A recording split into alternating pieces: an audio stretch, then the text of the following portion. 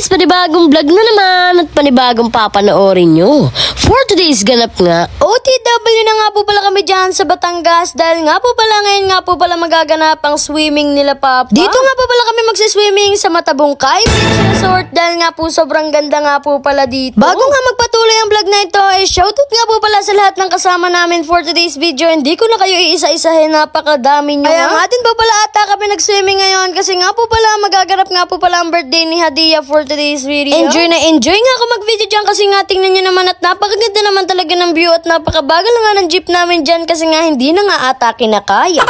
Shoutout nga din pa pala sa nagdadrive na Montero na yan at pag nakita nyo nga sa personal ay napaka-pogi naman talaga.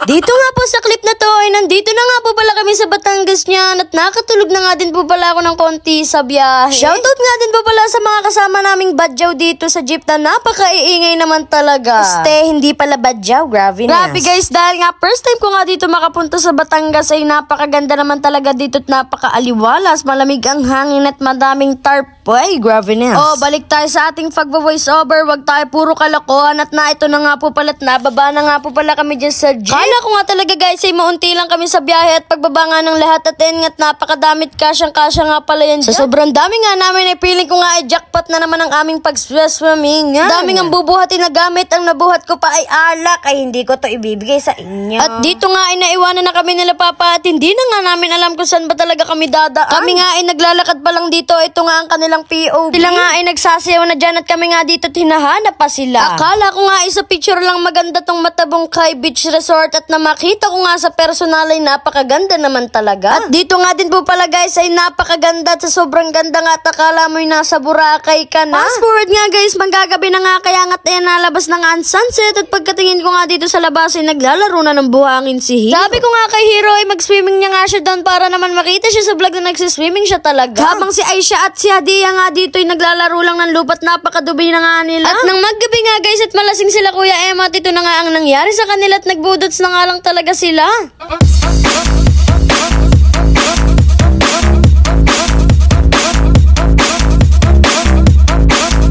At si Kuya Evan nga din ay hindi magpapatalo, tingnan nyo naman at mas magaling nga siya.